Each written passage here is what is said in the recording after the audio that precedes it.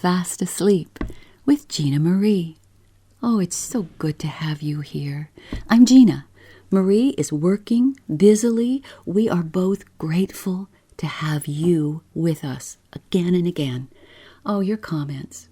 Your comments mean so much. You are so kind.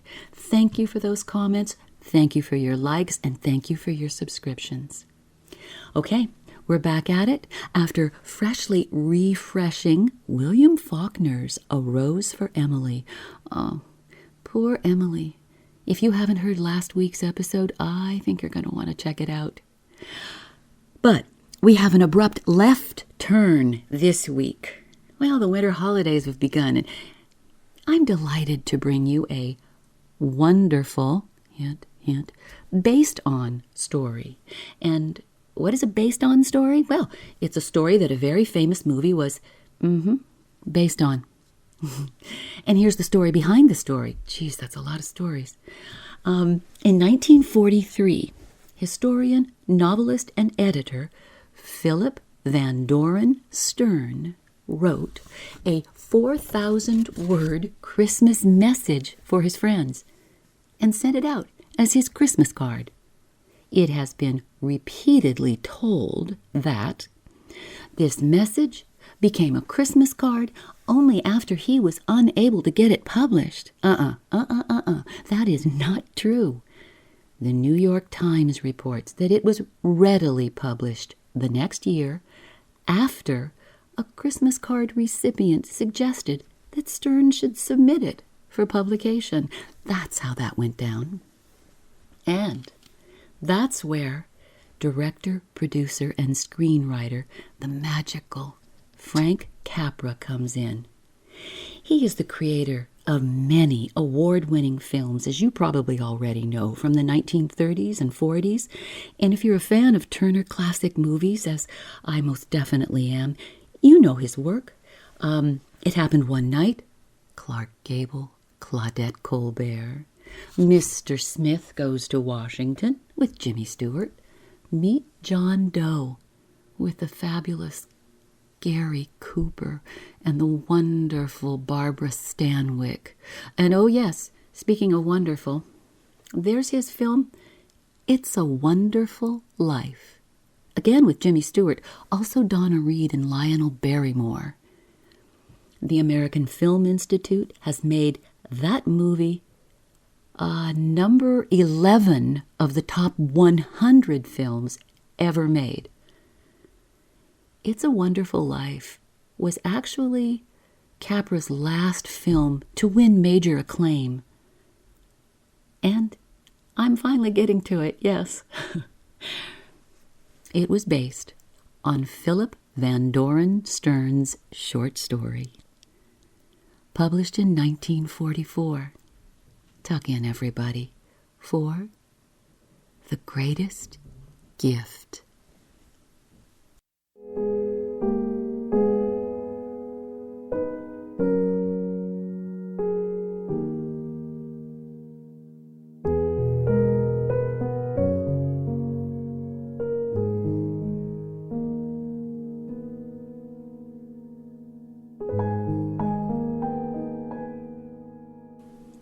The little town, straggling up the hill, was bright with colored Christmas lights.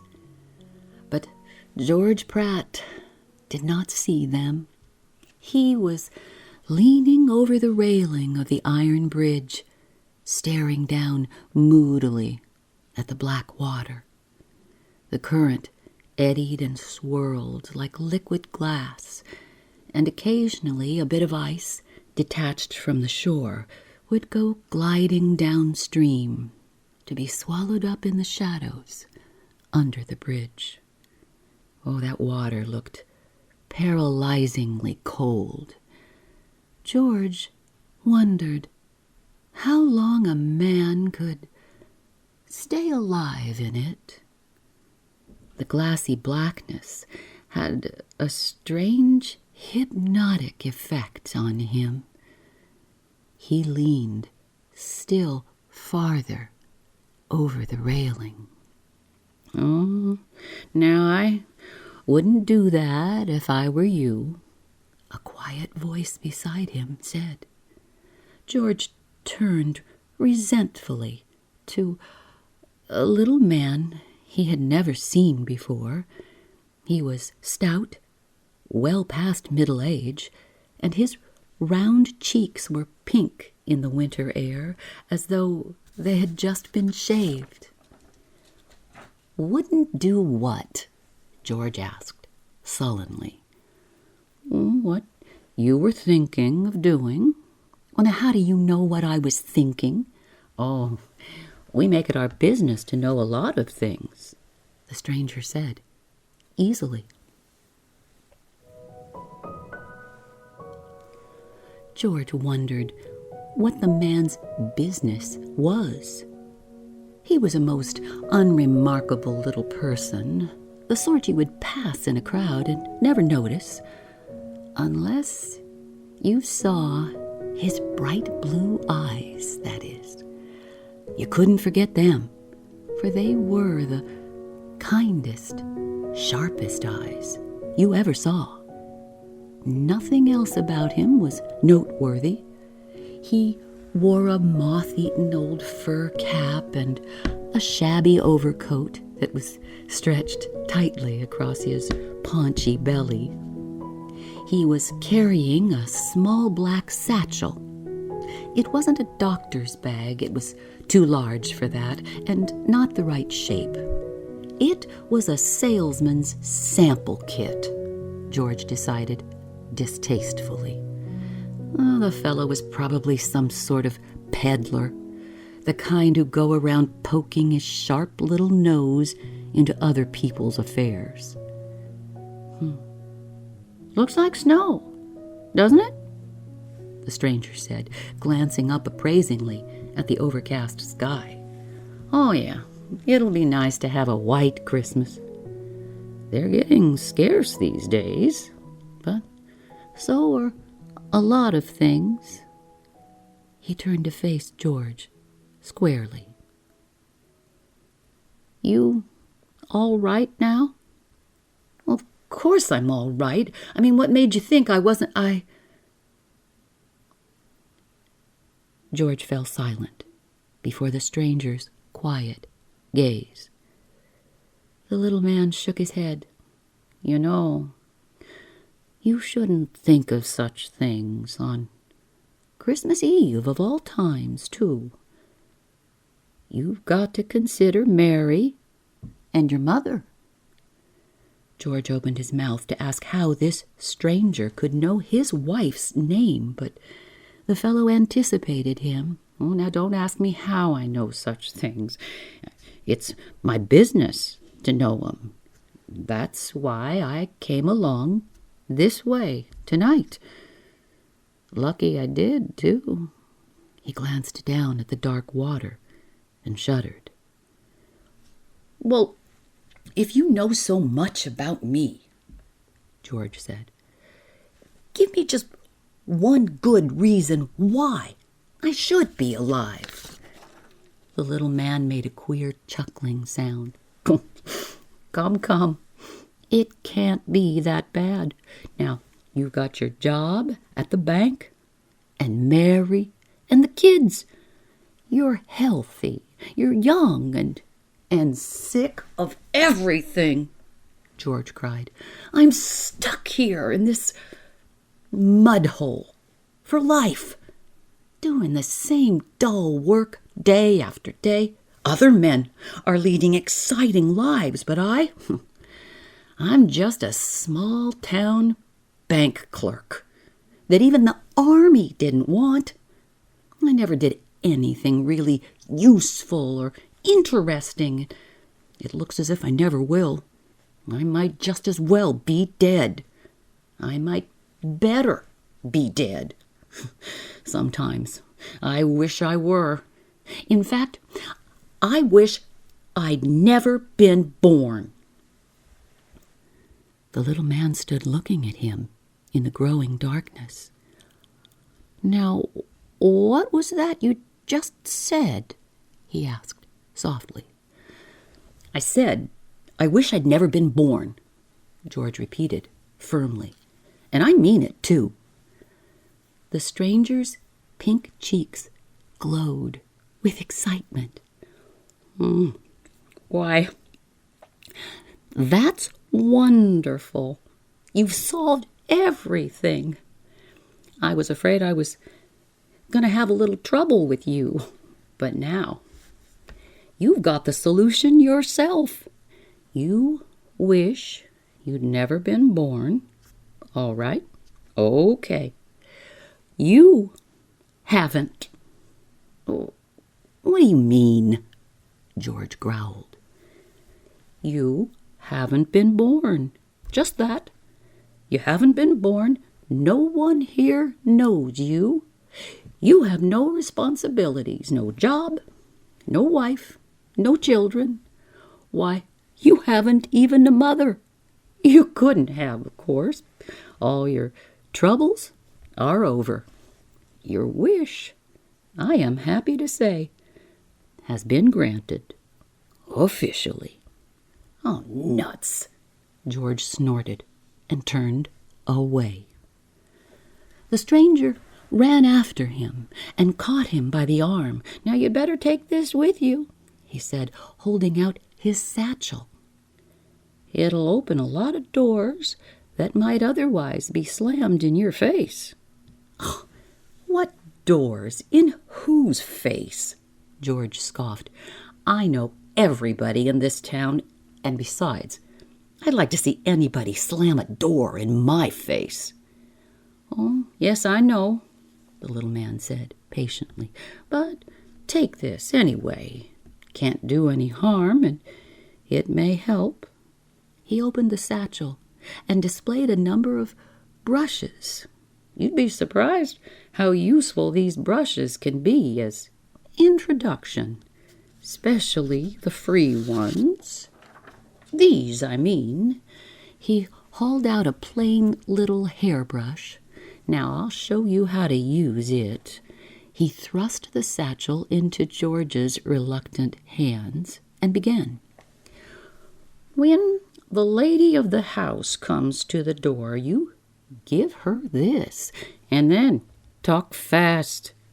You say, 'Good evening, madam. I'm from the World Cleaning Company, and I want to present you with this handsome and useful brush absolutely free.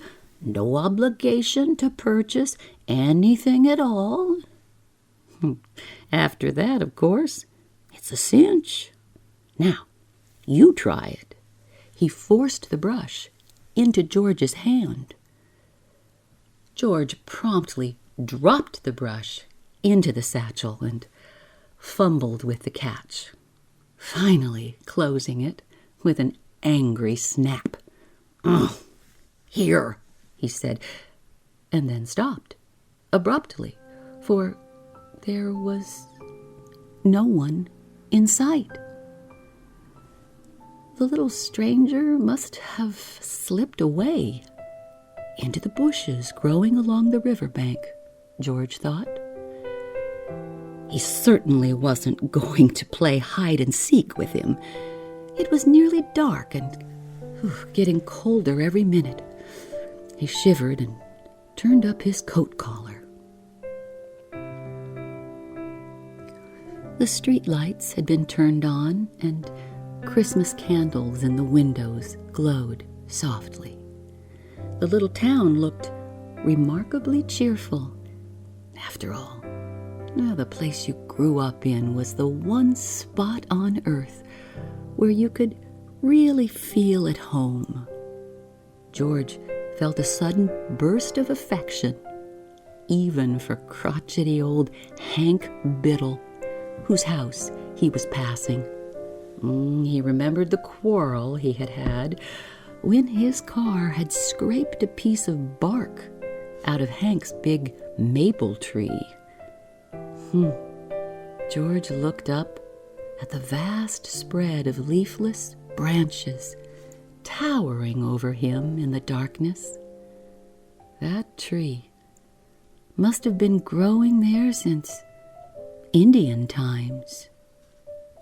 He felt a sudden twinge of guilt for the damage he had done.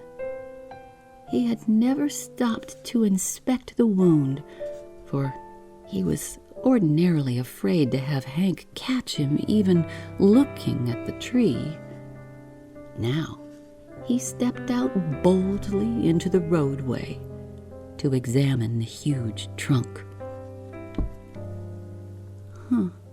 Hank must have repaired the scar or painted it over, for there was no sign of it. George struck a match and bent down to look more closely. He straightened up with an odd, sinking feeling in his stomach. There wasn't any scar. The bark was smooth and undamaged. He remembered what the little man at the bridge had said.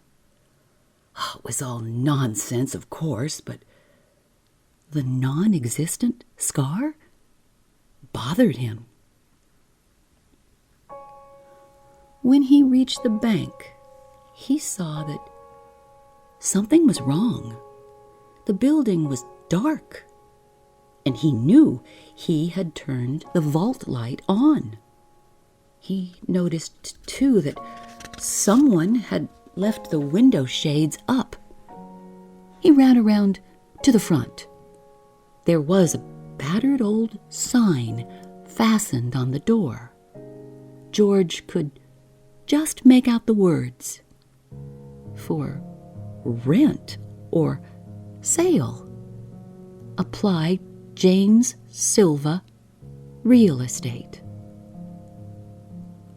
Perhaps it was some boy's trick, he thought wildly, and then he saw a pile of ancient leaves and tattered newspapers in the bank's ordinarily immaculate doorway, and the windows looked as though they hadn't been washed in years.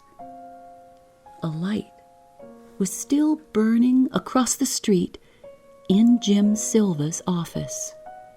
George dashed over and tore the door open. Jim looked up from his ledger book in surprise. "Oh, what can I do for you, young man?" he said in the polite voice he reserved for potential customers. The bank," George said breathlessly. "What's the matter with it?" "The old bank building?" Jim Silva turned around and looked out the window. Nothing that I can see. Wouldn't like to rent or buy it, would you?" "You mean it's out of business?" "Oh, for a good 10 years. Went bust. Stranger round these parts, ain't you?" George sagged against the wall. "I was here some time ago," he said weakly. "The bank was all right then. I even knew some of the people who worked there." You didn't know a feller named Marty Jenkins, did you?" "Marty Jenkins? Why, he—" George was about to say that Marty had never worked at the bank, couldn't have, in fact, for when they had both left school, they had applied for a job there, and George had gotten it. But now, of course, things were different. Oh, he would have to be careful. "No, I didn't know him," he said slowly. "Not really, that is. I'd heard of him." "Then maybe you heard how he skipped out with $50,000. That's why the bank went broke. Pretty near ruined everybody around here." Silva was looking at him sharply. "I was hoping for a minute maybe you'd know where he is. I lost plenty in that crash myself. Oh, we'd like to get our hands on Marty Jenkins." "He didn't have a brother, did he? It seems to me he had a brother named Arthur." "Art? Oh, sure. He's all right. You don't know where his brother went. And it's had a terrible effect on him. Took to drink, he did. It's too bad. And hard on his wife. He married a nice girl." George felt the sinking feeling in his stomach again. Who did he marry?" he demanded hoarsely. Both he and Art had courted Mary. "Girl named Mary Thatcher," Silva said cheerfully. "She lives up on the hill, just this side of the church. Hey, where are you going?" But George had bolted out of the office. He ran past the empty bank building and turned up the hill. For a moment, he thought of going straight to Mary. The house next to the church had been given them by her father as a wedding present. Naturally, Art Jenkins would have gotten it if he had married Mary.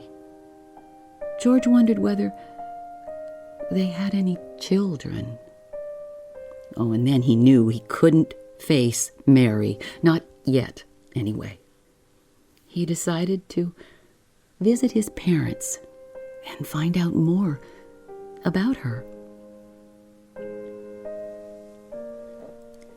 There were candles burning in the window of the little weather-beaten house on the side street, and a Christmas wreath was hanging on the glass panel of the front door.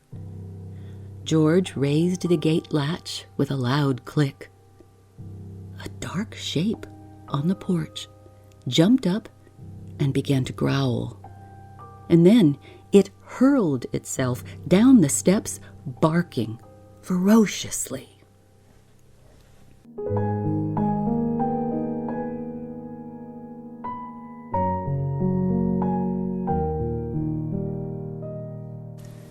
Stay with us. We'll be right back.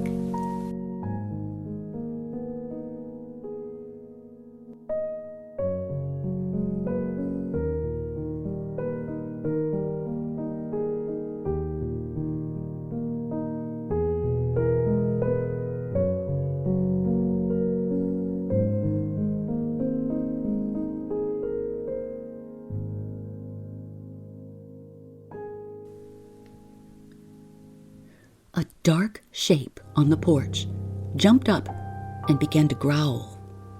Then it hurled itself down the steps, barking ferociously. "Brownie!" George shouted. "Brownie, you old fool! Now stop that! Don't you know me?"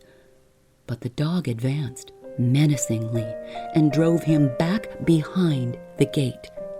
The porch light snapped on, and George's father stepped outside to call the dog off.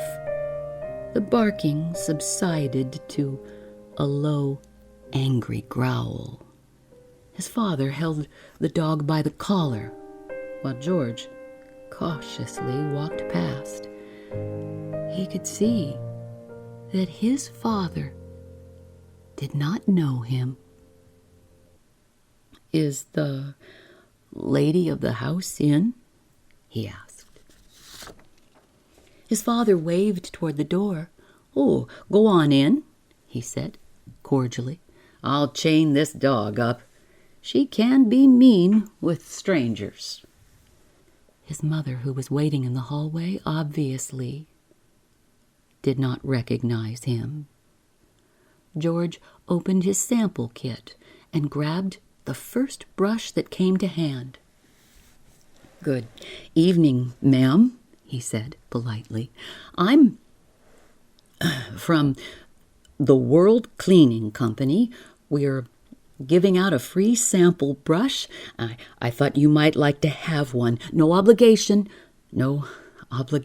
at all." His voice faltered. His mother smiled at his awkwardness. I suppose you'll want to sell me something. I'm not really sure I need any brushes." "Oh, no, I'm not selling anything," he assured her. "The regular salesman will be around in a few days. This is just a Christmas present from the company." "Oh, how nice," she said. "You people never gave away such good brushes before." "Well, this is a special offer," he said. His father entered the hall and closed the door. "Won't you come in for a while and sit down?" his mother said. "You must be tired walking so much." "Thank you, ma'am. I don't mind if I do." He entered the little parlor and put his bag down on the floor. The room looked different somehow, although he could not figure out why. "I used to know this town pretty well," he said, to make conversation. "Knew some of the town's people. I remember a girl named Mary Thatcher. She married Art Jenkins, I heard. You must know them." "Oh, of course," his mother said. "We know Mary well." "Any, children?" he asked, casually. "Two, a boy and a girl." Oh. George sighed audibly. "My, you must be tired," his mother said. "Perhaps I can get you a cup of tea." "No, don't bother," he said. "I'll be having supper soon." He looked around the little parlor, trying to find out why it looked so different. Over the mantelpiece hung a framed photograph, which had been taken on his kid brother Harry's 16th birthday. He remembered how they had gone to Potter's studio to be photographed together. There was something queer about the picture. Oh, it showed only one figure, Harry's. "That your son?" he asked. His mother's face clouded. She nodded, but said nothing. "Yeah, I think I met him too," George said hesitantly. "His name's Harry, isn't it?" His mother turned away, making a strange choking noise in her throat. Her husband put his arm clumsily around her shoulder. His voice, which was always mild and gentle, suddenly became harsh. "Oh, you couldn't have met him," he said. "He's been dead a long while. He was drowned the day that picture was taken." George's mind flew back to the long-ago August afternoon when he and Harry had visited Potter's studio. On their way home, they had gone swimming. Harry had been seized with a cramp, he remembered. He had pulled him out of the water and had thought nothing of it. But suppose he hadn't been there. "Oh, I'm sorry," he said miserably. I guess I'd better go. I hope you like the brush, and I wish you both a very Merry Christmas." Oh, there. He'd put his foot in it again, wishing them a Merry Christmas when they were thinking about their dead son. Brownie tugged fiercely at her chain as George went down the porch steps and accompanied his departure with a hostile, rolling growl. He wanted desperately now to see Mary. He wasn't sure he could stand not being recognized by her, but he had to see her. The lights were on in the church, and the choir was making last-minute preparations for Christmas vespers. The organ had been practicing Holy Night, evening after evening, until George had become thoroughly sick of it. But now, the music almost tore his heart out. He stumbled blindly up the path to his own house. The lawn was untidy, and the flower bushes he had kept carefully trimmed were neglected and badly sprouted. Art Jenkins could hardly be expected to care for such things. When he knocked at the door, there was a long silence, followed by the shout of a child.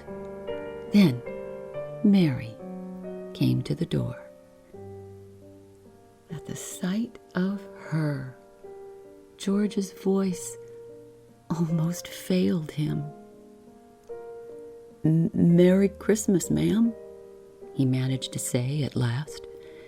His hand shook as he tried to open the satchel. When George entered the living room, unhappy as he was, he could not help noticing, with a secret grin, that the too high-priced blue sofa they often had quarreled over was there. Evidently Mary had gone through the same thing with Art Jenkins and had won the argument with him, too. George got his satchel open. One of the brushes had a bright blue handle and varicolored bristles. It was obviously a brush not intended to be given away, but George didn't care. He handed it to Mary.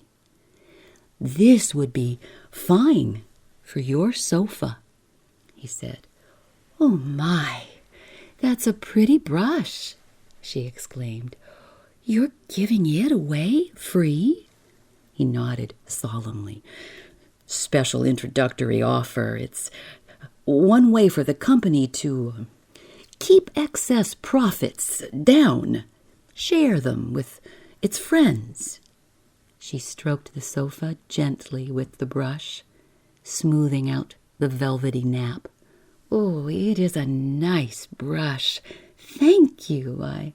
There was a sudden scream from the kitchen, and two small children rushed in. A little homely-faced girl flung herself into her mother's arms, sobbing loudly, as a boy of 7 came running after her, snapping a toy pistol at her head. "Mommy, she won't die," he yelled. "I shot her 100 times, but she won't die." He looks just like Art Jenkins, George thought. Acts like him, too. The boy suddenly turned his attention to him. "Who are you?" he demanded belligerently. He pointed his pistol at George and pulled the trigger. "You're dead," he said. "You're dead? And why don't you fall down and die?" There was a heavy step on the porch. The boy looked frightened and backed away. George saw Mary glance apprehensively at the door. Art Jenkins came in. He stood for a moment in the doorway, clinging to the knob for support. His eyes were glazed, and his face was very red. "Now who's this?" he demanded thickly. "He is a brush salesman," Mary tried to explain. "He gave me this brush." "Brush salesman," Art sneered. "Well, you tell him to get out of here. We don't want no brushes." Art hiccuped violently and lurched across the room to the sofa, where he sat down suddenly. We don't want no brush salesman neither."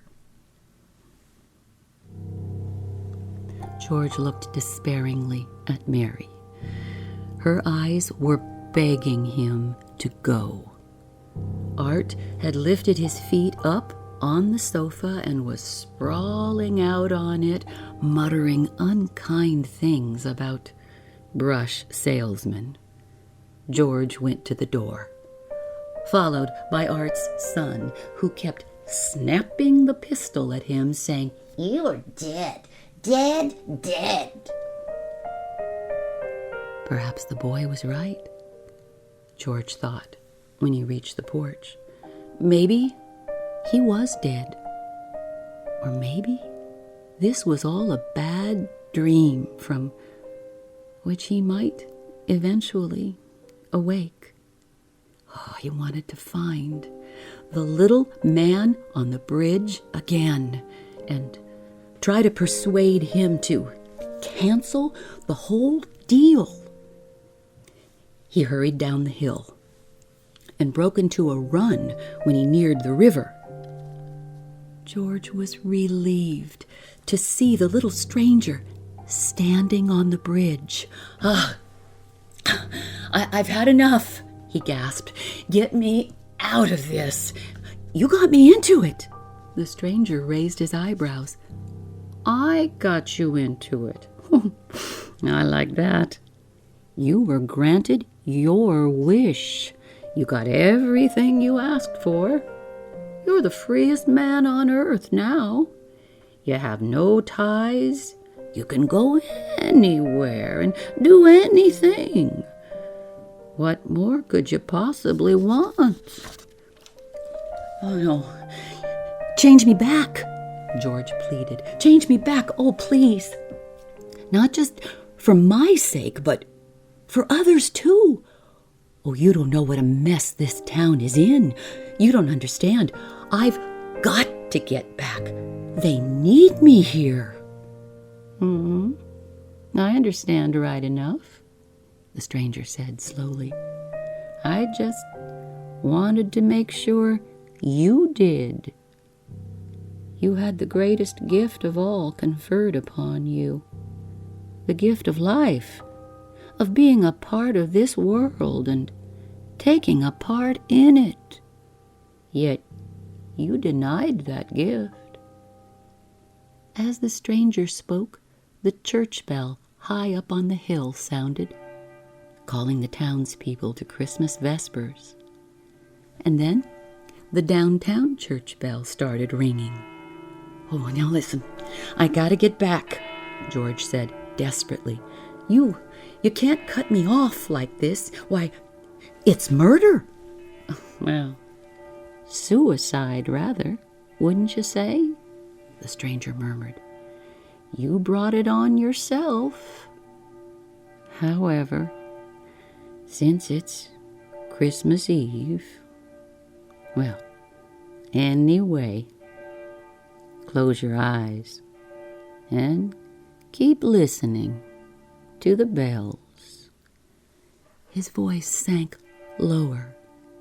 "Keep listening to the bells." George did as he was told. He felt a cold, wet snowdrop touch his cheek, and then another and another. When he opened his eyes, the snow was falling fast, so fast that it obscured everything around him. The little stranger could not be seen, but then neither could anything else. The snow was so thick that George had to grope for the bridge railing.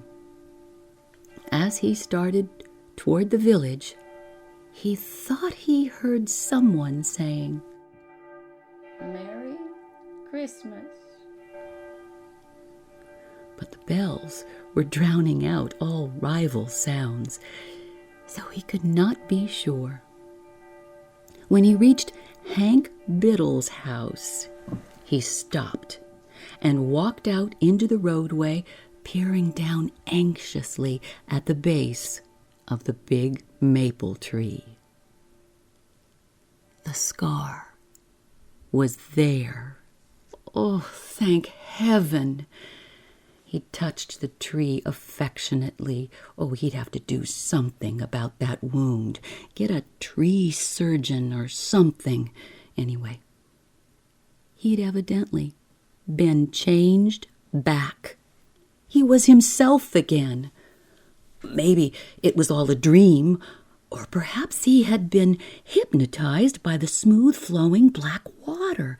He had heard of such things. At the corner of Main and Bridge Streets, he almost collided with a hurrying figure. It was Jim Silva, the real estate agent. "Whoa, hello, George," Jim said cheerfully. "Ooh, late tonight, ain't you?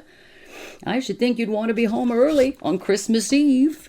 George drew in a long breath. "Oh, I just wanted to see if the bank is all right. I've got to make sure the vault light is on." "Oh, sure, it's on. I saw it as I went past." Let's look, huh?" George said, pulling at Silva's sleeve. He wanted the assurance of a witness. He dragged the surprised real estate dealer around to the front of the bank where the light was gleaming through the falling snow. "I told you it was on," Silva said, with some irritation. I just had to make sure," George mumbled. "Thanks and Merry Christmas." And then he was off like a streak, running up the hill. He was in a hurry to get home, but not in such a hurry that he couldn't stop for a moment at his parents' house, where he wrestled with Brownie until the friendly old bulldog waggled all over with delight. He grasped his startled brother's hand and wrung it frantically, wishing him an almost hysterical Merry Christmas. Then he dashed across the parlor to examine a certain photograph. He kissed his mother, joked with his father, and was out of the house a few seconds later, stumbling and slipping on the newly fallen snow as he ran on up the hill. The church was bright with light, and the choir and the organ were going full tilt. George flung the door to his home open and called out at the top of his voice, "Mary, where are you? Mary, kids!" His wife came toward him, dressed for going to church and making gestures to silence him. "I've just put the children to bed," she protested. "Now they'll—" But not another word could she get out of her mouth, for he smothered it with kisses, and then dragged her up to the children's room, where he violated every tenet of the parental behavior by madly embracing his son and his daughter and waking them up thoroughly. It was not until Mary got him downstairs that he began to be coherent. "Oh, I thought I had lost you. Oh, Mary, I thought I'd lost you." What's the matter, darling?" she asked in bewilderment. He pulled her down on the sofa and kissed her again. And then, just as he was about to tell her about his queer dream, his fingers came in contact with something lying on the seat of the sofa. His voice froze. He did not even have to pick the thing up, for he knew what it was, and he knew that it would have a blue handle and varicolored bristles.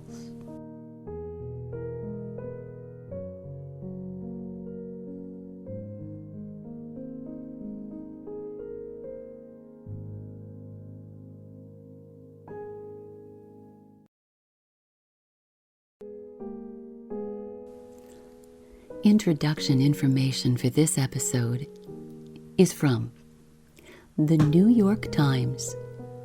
Philip Van Doren Stern dies.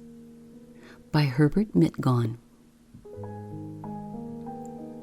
Music this week is Coventry Carol with Limelight Glow. Where Are You, Christmas? With Lilith Love. Before the Morning by Charles Bolt. Still, Still, Still, and Huron Carol, both with Ryan Marvel, and O Holy Night with Piano Piece.